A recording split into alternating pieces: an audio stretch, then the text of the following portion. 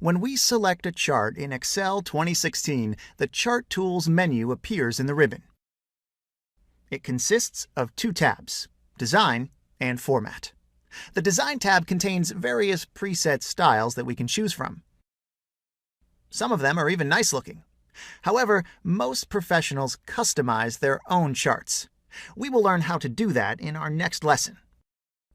The Add Chart Element button that we have on the left provides us with a number of options. We can choose to add a chart title, data labels, a legend, a trend line, and much more. Let's say that I would like to add an axis title to our chart.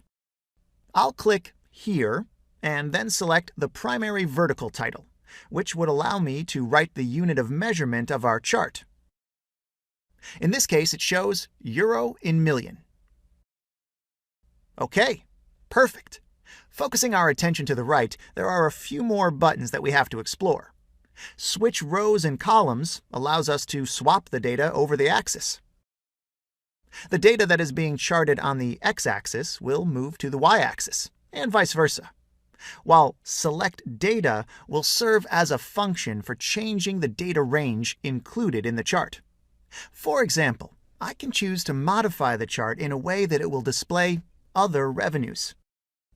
I'll select the series of data and click on Edit, which enables me to select the new data. Then, once we've done that, we can also change the labels of the horizontal axis. I'll simply select the years that are referring to the data that we have in our chart. Both of these commands, Switch Rows and Columns and Select Data, are also accessible through a right mouse click over the chart. The Format tab contains many commands that will modify the chart's appearance.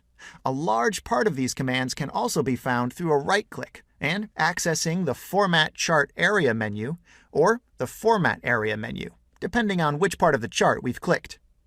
We will learn how these commands function in our next lesson.